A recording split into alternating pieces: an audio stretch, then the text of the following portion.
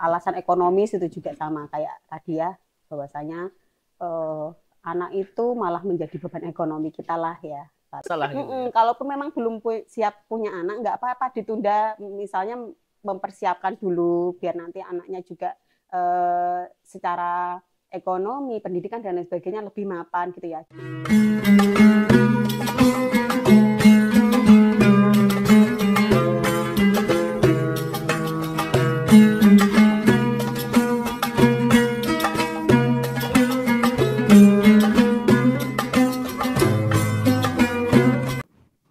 Wah, parah nih. Semakin mengkhawatirkan ini berita-berita akhir ini nih. Apa Kang yang mengkhawatirkan? Kok kayaknya serius banget? Iya sih, sehat. Alhamdulillah. Wah, dari mana? Ya puasa lah, alhamdulillah. Ya, dari rumah. Dari rumah. Iki loh, Ji, ada berita beberapa influencer. Apa ini? Influencer apa ini? Ini RUU. bukan. Mereka menyuarakan child free. Tahu nggak tuh apa child free? Child free. Child itu artinya Anak. free, Free bebas. Bebas anak. Membiarkan anak bebas. Bukan. Assalamualaikum. Oh, salah. Ngobrol apa ini? Mbak Umil. Ini loh sama Aji lagi ngobrol berita yang trending ini, beberapa influencer itu menyuarakan child free. Nah, ini kita masih agak apa namanya? Samar-samar ini. Child free itu apa gitu. Tadi kayaknya child itu anak, free itu bebas. Jadi membiarkan anak bebas berkeliaran gitu main. Ini maksudnya apa ini kok banyak apa influencer menyuarakan child free? Oke, kalau child free itu memang sudah jadi istilah tersendiri ya.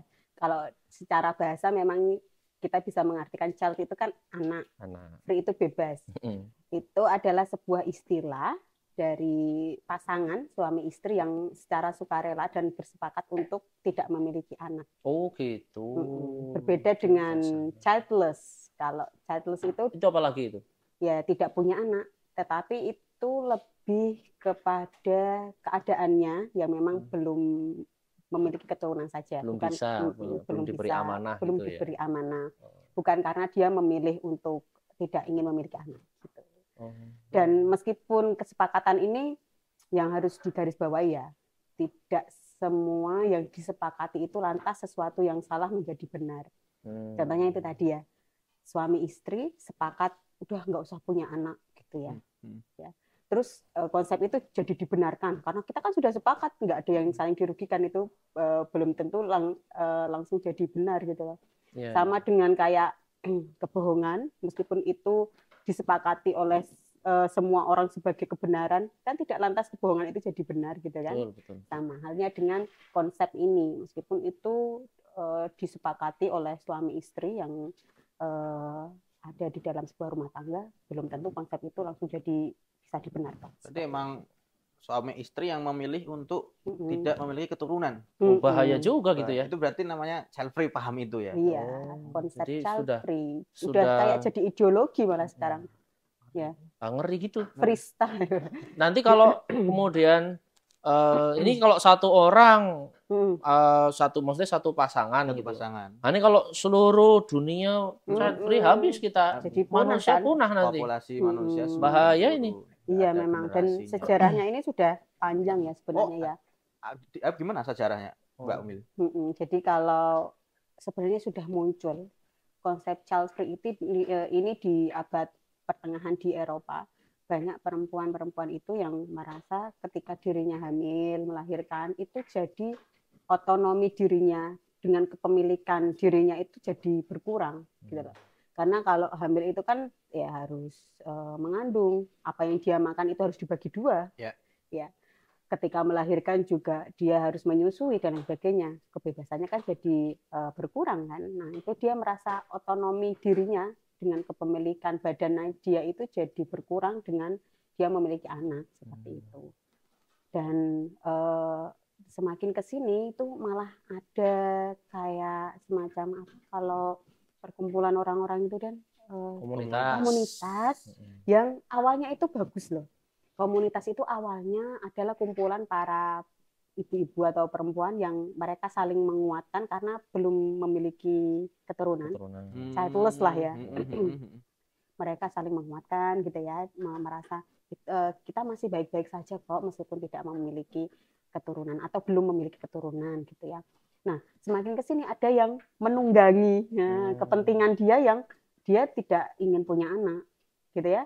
Lalu bergabunglah di sana. Nah, maka ada sebuah ide yang dimasukkan di sana mengatakan bahwasanya sebenarnya tidak memiliki anak itu juga bisa loh dijadikan gaya hidup gitu. Gitu. Jadi lifestyle gitu. Jadi dari yang tadinya memang keadaan tidak bisa punya anak berubah jadi memang tidak pengen punya anak. Nah, itu terkait dengan gitu. Apa tadi pandangan yang ideologi itu yang mengatakan mengurangi kebebasan itu otonomi. Itu sebetulnya ya nggak kuat juga pandangan itu. Kita itu setiap apa namanya yang kemudian terjadi dalam diri kita itu pasti mengurangi, kayak misal punya suami, punya istri, kan juga sama-sama ada hak yang terkurangi atau ada kewajiban yang bertambah.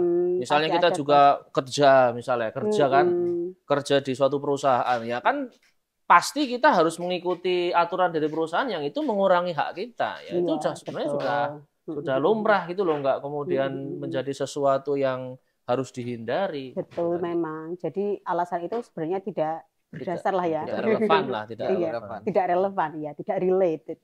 Dan kalau di Indonesia itu baru rame muncul itu kan ketika ada salah satu influencer itu ya yang kemarin sempat rame. Oh, yang tadi saya baca berarti itu kayaknya itu. Oh iya, itu salah satunya yang bikin up dan kayak heran ya. Dia mengatakan bahwasanya salah satu kunci untuk awet muda itu yaitu child free, tidak punya anak gitu. Karena kalau punya anak itu nanti mungkin jadi pusing kan mengurusi banyak hal tentang anak, jadi dia menua lebih cepat. Kelihatan tua. Kelihatan tua. Itu pendapat pribadi atau memang sudah ada data sainnya, Mbak? Nah, itu yang saya belum pelajari. Tapi dia kayak yakin banget gitu loh. Bahwasanya salah satu yang membuat dia terlihat awet muda, salah satunya itu ya itu child free. Paling perasaannya aja itu.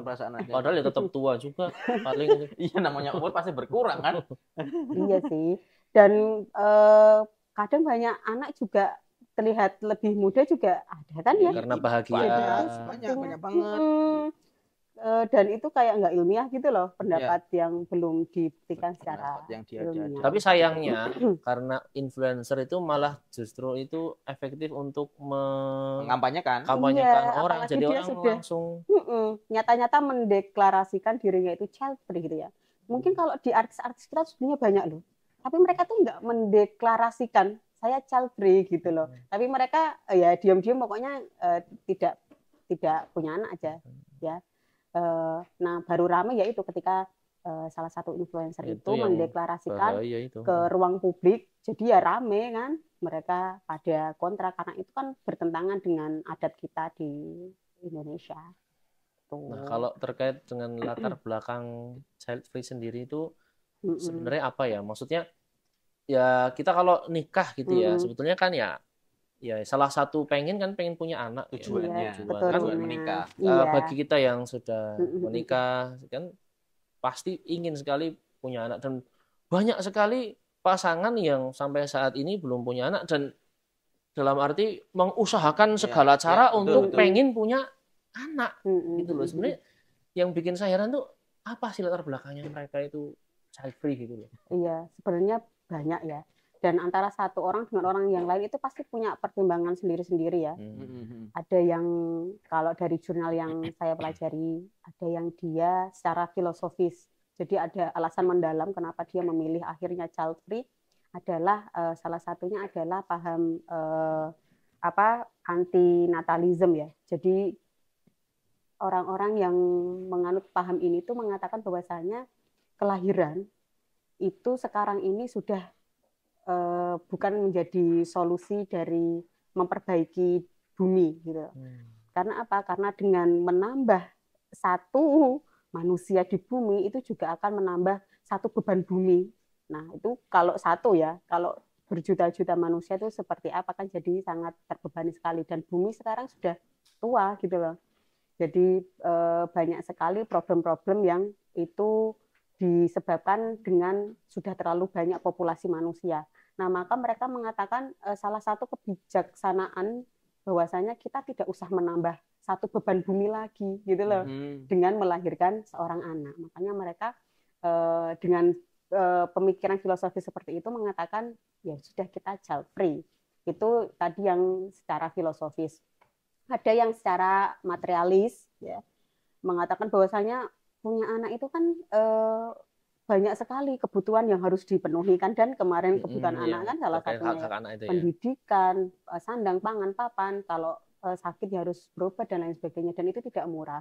Dan bagi orang-orang yang mempunyai paham materialis itu tidak menguntungkan punya anak itu, malah merugikan gitu ya. Sekali gitu loh. Kalaupun nanti dia gede bisa kerja sendiri, belum tentu nanti uangnya buat kita, belum tentu dia berbakti pada kita seperti itu. Itu orang-orang yang paham materialis. Ada yang dia alasan medis juga ada, mungkin memang dia menderita penyakit tertentu yang ketika dia hamil itu malah membahayakan jiwanya.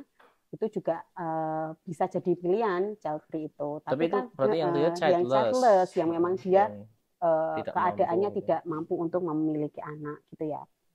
Lalu alasan ekonomis itu juga sama kayak tadi ya, bahwasanya anak itu malah menjadi beban ekonomi kita lah ya kalau dalam bahasa sederhananya gitu. Nah, itu sebenarnya pemikiran gitu itu apakah bisa dibenarkan apa gimana itu kan? Kalau dipikir secara sekilas kan mungkin ya masuk akal juga ya. Tapi ya sebetulnya apakah kemudian itu bisa dibenarkan? Kayak misalnya yang pertama tadi filosofis ya. Itu kan iya memang sekarang kemudian penduduk bumi itu memang sudah penuh.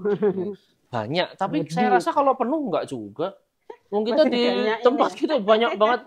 Cuma karena memang orang itu suka ngumpul di satu tempat aja, jadi kemudian kayak kelihatan penuh, kemudian jadi kayak metropolitan, jadi banyak masalah sosial. Padahal kalau kemudian di tempatkan tempat yang lebih longgar misalnya, dan kemudian ya pemikiran gini ya bahaya juga dalam arti kalau kemudian nanti akhirnya kemudian semua berpikiran seperti itu, yang tadinya kemudian mengurangi beban bumi, jadi malah berpotensi untuk memunahkan manusia. Iya, pada akhirnya kalau dilakukan secara massal kan jadi punah ya akhirnya ya. Jadi nggak ada. Punah juga jadi tambah beban sendiri. Beban lagi. Karena yang tersisa orang-orang tua. Orang-orang tua, orang-orang yang sudah tidak produktif. Dan itu sudah terjadi di Jepang loh.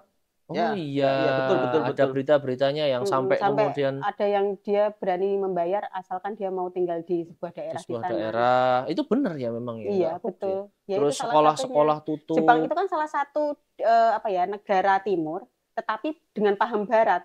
Nah, akhirnya seperti itu, jadi populasinya jadi semakin menurun gitu loh mereka. Sekolah-sekolah tutup karena nggak ada lagi yang sekolah di sana. Benar. Kan kalau di sini kan ya nggak sampai segitunya kayaknya ya. Sekolah tutup mungkin karena memang dia nggak favorit atau apa, tapi kalau di Jepang karena memang nggak ada orangnya gitu ya. Iya. Bahaya juga ya. Ini kalau di Muhammadiyah sendiri itu kadang ada yang nanya ya, kalau menurut pandangan Muhammadiyah itu seperti apa sih kan gitu. Kalau kita kaji mungkin memang belum ada ya fatwanya yang secara jelas melarang gitu ya. Child free itu haram atau makruh gitu kan belum ada gitu ya. Tapi bukan berarti Muhammadiyah itu mendukung child free ya meskipun belum ada fatwanya gitu, karena kita kan tahu bahwasanya sumber utama dari manhaj kita itu apa, dan manhaj tarjih, Al-Quran dan As-Sunnah. Al-Quran dan As-Sunnah, maka kita harus kembalikan ke sana ya. Coba kita kaji ya ayat-ayat atau hadis-hadis tentang konsep child free itu apakah dibenarkan dalam Islam atau enggak, paling banter dibolehkan apa enggak gitu ya. Nah, kalau kita kaji di ayat-ayat memang enggak ada satupun ayat yang mengatakan wajib setiap pasangan punya anak, itu tidak ada. Ya. Tetapi kalau kita mengambil keputusan hanya karena tidak ada ayat yang sharih mengatakan tidak boleh pasangan itu tidak punya anak, itu juga terlalu terlalu polos ya kalau kita menjadikan itu alasan kita boleh tidak punya anak secara sadar gitu loh. Karena banyak sekali sebenarnya ayat-ayat yang mengisyaratkan sebenarnya memang tujuan pernikahan itu ya salah satunya anak. Makanya ada doa Nabi Zakaria salah satunya ya, yang dia berdoa untuk diberikan keturunan, dan doa nabi-nabi yang memang ingin memiliki anak soleh dan lain sebagainya. Ini kan secara eksplisit ya menunjukkan bahwasanya ya memang tujuan pernikahan itu ya salah satunya mempunyai zuriat, mempunyai keturunan gitu. Kan nanti repot kalau misalnya ya Allah gitu ya menaskan setiap pasangan wajib punya anak, itu kan malah jadi menyusahkan pasangan-pasangan yang dia memang tidak bisa, belum mampu untuk memiliki keturunan. Nah, makanya kok ayat itu ya paling banter yang mengisyaratkan itu tadi, doa untuk memiliki anak soleh, doa untuk diberikan anak yang soleh-soleha dan lain sebagainya. Itu yang pertama. Lalu yang kedua tentang hadis. Itu kan banyak sekali hadis-hadis Rasulullah yang salah satunya itu mengatakan bahwasanya Rasulullah itu bangga kalau besok di akhir zaman itu umatnya itu banyak gitu ya.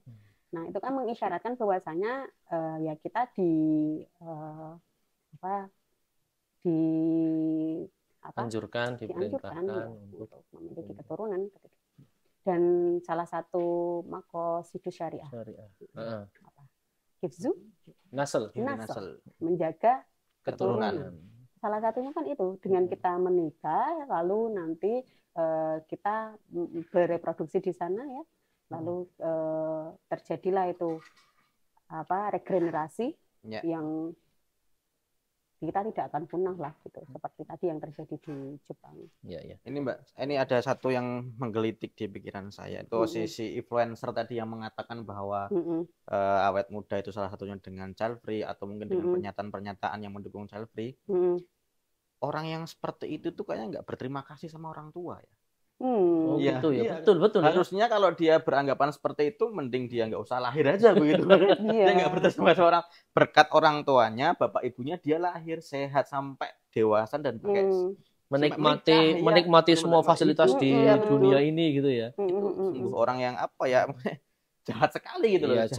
Jahat tidak mau menginginkan anak, jahat juga terhadap pemikiran terhadap orang tuanya. Padahal orang tuanya sudah susah-susah merawatnya sampai gede, tapi kok begitu gitu. Iya, memang pandangan yang meskipun itu dibawakan oleh influencer gitu ya, itu belum tentu pandangan yang benar ya. Makanya meskipun dia merasa berhak untuk mengutarakan pendapat dia, mendeklarasikan bahwa saya child free gitu ya. Ya, kita menghormati pandangan itu, tetapi kita kan juga berhak untuk menilai. Nah, gimana sih pandangan child free itu gitu ya, meskipun kita menghormati kalau memang dia mau child free silakan, tapi kita berhak menilai kan ya. Kalau memang nanti pandangan itu menurut Islam itu kurang benar ya kita luruskan, kita benarkan. Kalau memang sama sekali tidak ada kebenarannya ya kita tidak usah ambil gitu kan. Nah, maka kalau kita kaji tadi latar belakang dari child free itu kan banyak ya, tadi yang materialisme, ekonomi dan lain sebagainya. Itu kan kalau di dalam Islam itu sangat bertolak belakang sekali, mohon maaf. Kayak tadi yang secara ekonomis dia mengatakan bahwasanya anak itu tuh malah jadi beban ekonomi kita. Islam itu jauh lebih dalam ya, jauh lebih solutif. Iya, dari itu. Dari sekedar materi. Karena kalau kebahagiaan sendiri kita bisa melahirkan anak yang soleh-soleha dan nanti sepeninggal kita ada yang mendoakan kita. Itu kan di paham materialistis itu tidak dikaji. Mereka hanya mengukur segala sesuatu dengan uang. Apa yang ada di dunia ini aja kan. Iya, apa yang bisa dilihat keuntungan yang sesaat seperti itu kan. Nah, kalau di Islam lebih jauh dari itu karena tujuan hidup kita tidak hanya di dunia tapi sampai jauh nanti jauh di akhirat nanti. Dan akhirat itu kan sangat jauh, sangat panjang. Maka bekal kita yang dibutuhkan itu kan juga sangat panjang. Padahal usia kita terbatas. Paling banter berapa? Antara 60 sampai 70 lah ya. Usia rata-rata umat Nabi Muhammad. Nah, kalau kita hanya mengandalkan amalan kita selama 70 tahun itulah katakanlah ya, itu kayaknya nggak cukup gitu loh. Nah, bagaimana cara memperpanjang itu kan? Pikiran kita kan gitu sebagai umat Islam. Salah satunya yaitu dengan amal jariah. Amal jariah itu apa saja dan? Ada tiga. Ilmu yang bermanfaat, Terus Kemudian doa ya anak yang soleh. Kemudian ya sedekah jariah itu tadi. Sedekah jariah. Sedekah jariah. Nah, salah satunya itu doa anak yang soleh. Nah, bagaimana kita nanti bisa mempunyai anak keturunan yang bisa mendoakan kita. Dia juga nanti punya keturunan yang mendoakan ibunya, otomatis kakek neneknya, cucu-cucu kita, gitu kan juga sebuah kelegaan tersendiri lah kita. Dan ada juga kan yang beranggapan bahwasanya itu kan relatif. Ya. Pandanganmu tentang child free itu tidak dibenarkan, dengan pandanganku child free itu dibenarkan, ya itu pandangan yang relatif itu juga tidak bisa dipakai di dalam konsep Islam, karena paham relativisme itu akan merusak tatanan syariah kita. Misalnya ini di sidang ya, hakim mengatakan kamu diputuskan bersalah, dihukum selama 3 tahun. Terus ada yang berpendapat, oh enggak, itu relatif, itu kan menurut hakim, menurut saya enggak salah, saya benar. Itu kan jadi tatanan kita rusak. Jadi dianggap bahwa child free itu ya tidak bisa disalahkan karena pendapat saya sendiri iya, begitu ya. Kalau memang dia menggunakan relativisme itu tadi, itu juga tidak bisa diterima dari sudut pandang kita gitu ya. Seperti itu. Ya kembali lagi kalau dia mau berpandangan begitu ya sebenarnya ya kalau untuk dirinya silahkan lah. Tapi kalau kita ya berkewajiban untuk meluruskan. Lah kenapa kita itu speak up? Karena dia kan sudah mendeklarasikan ke ruang publik. Jadi kita berhak juga kan mengoreksi itu tadi. Dan bahayanya ya mungkin banyak juga yang secara sadar maupun tidak terpengaruh, dengan makanya pandangannya itu. Makanya kan kita juga wajib buat meluruskan kan, memberikan pandangan lain. Ya setidaknya bukan meluruskan dia lah, tapi mengajak orang lain yang kemudian mungkin sesama muslim. Apalagi orang berpendapat itu adalah membawa citra Islam. Menurut saya begitu. Jadi ya Islam punya hak jawab atas itu. Iya, betul. Nggak bisa. Iya, betul. Nggak bisa atas pendapat pribadi, tapi ternyata dia citranya citra Islam muslimah gitu. Oh iya. Nah satu lagi nih Mbak, kalau ada orang yang berpandangan, ini kan child free ini orang bisa dikatakan ya takut punya anak lah. Nah kalau kemudian dia takut punya anaknya itu takut kalau dia itu anaknya menjadi musuh Islam. Seperti yang ada dalam Quran misalnya. Gimana pandangan seperti itu? Oke, itu apa ya? Pola pikirnya dan yang harus diubah. Oh, harus diluruskan gitu ya. Jadi kalau dia takut punya anak karena nanti takut anaknya jadi beban gitu ya. Takut jadi musuh misalnya. Jadi nggak soleh lah minimal lah. Iya, memang kalau dalam Al-Quran tuh ada kok tipologi anak itu kan banyak di Al-Quran itu, selain qurrata a'yun dan lain sebagainya itu ada. Jadi fitnah, ya, jadi aduun, jadi musuh, kan kayak cerita Kan'an kan, sama ayahnya malah membangkang sampai jadi musuh. Nah, paradigma kita yang diubah. Kenapa kita nggak berpikir seperti ini? Kan di Al-Quran juga banyak itu ayat-ayat yang mengatakan anak itu sebagai amanah, sebagai qurrata a'yun, ya. Dan kalau kita takut untuk punya anak dengan hanya ketakutan yang tidak berdasar seperti itu, nah, itu juga tidak dibenarkan kan?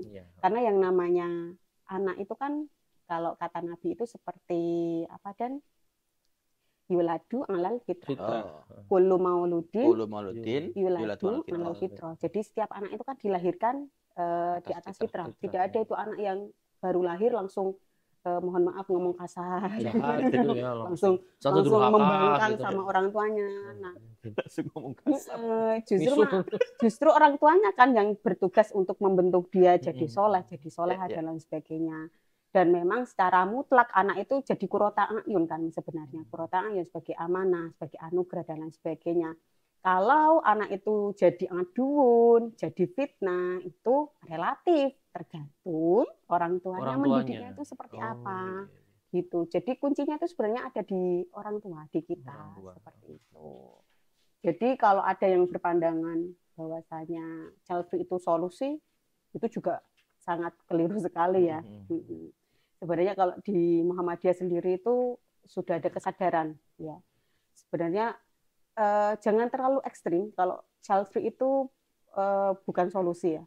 Karena kalau kita sebagai seorang muslim kan paradigmanya pokoknya syariah kita itu adalah semua ada gitu loh solusinya Semua gitu. ada. Semua ada solusinya, kita cari di Al-Qur'an gitu. Dan sebenarnya Muhammadiyah sudah bisa membaca itu, Abdan sama Haji. Iya. Makanya kenapa kok kita ada fikih perlindungan anak? Iya. Karena apa? Karena kita sadar gitu loh, anak-anak yang di zaman sekarang itu banyak hak-hak yang tidak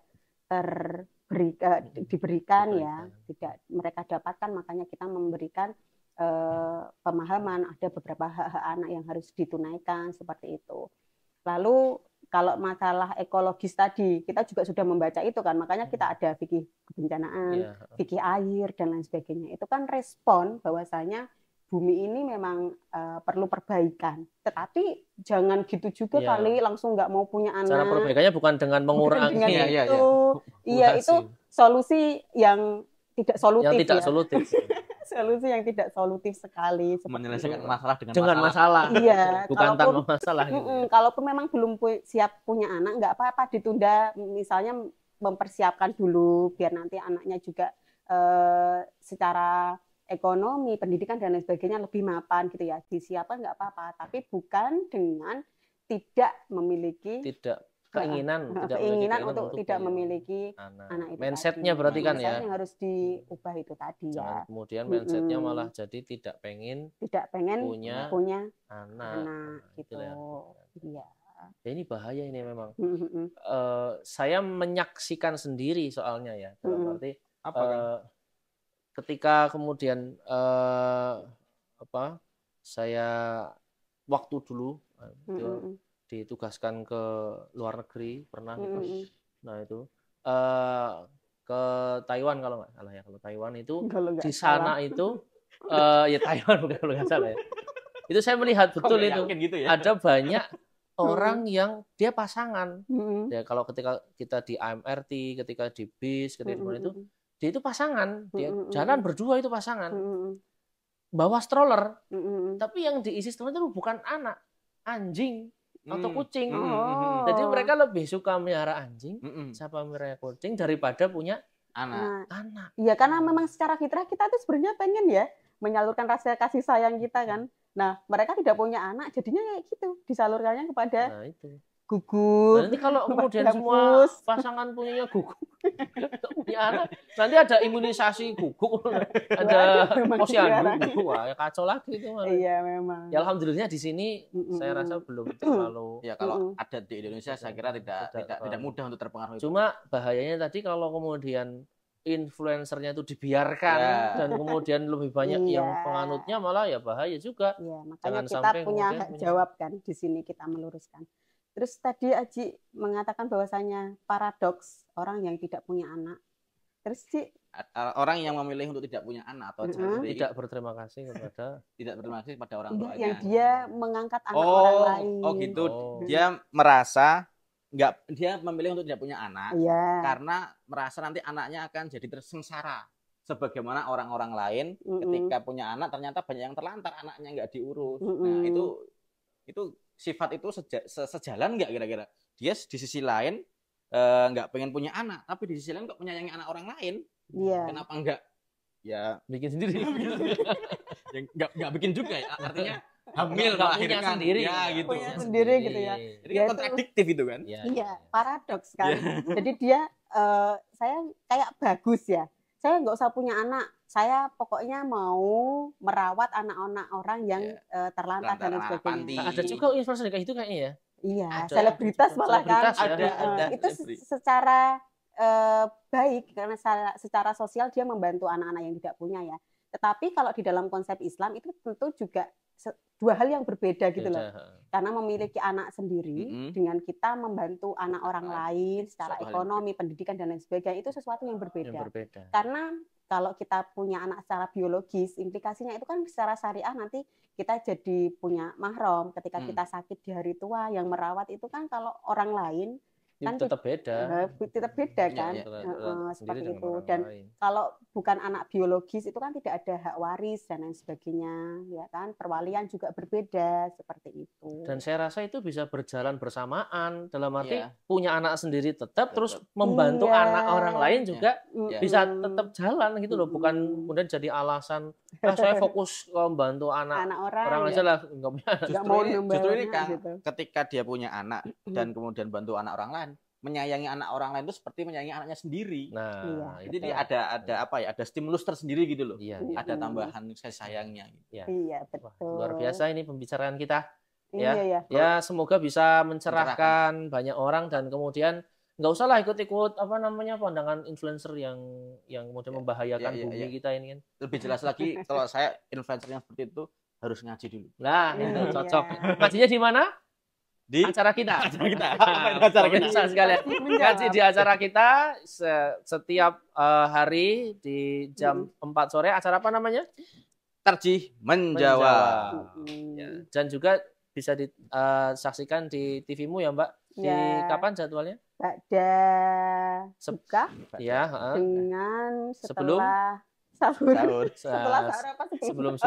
Sebelum subuh. Ya pokoknya nanti pantengin aja medsosnya Tarjih channel. Oke. Assalamualaikum warahmatullahi wabarakatuh.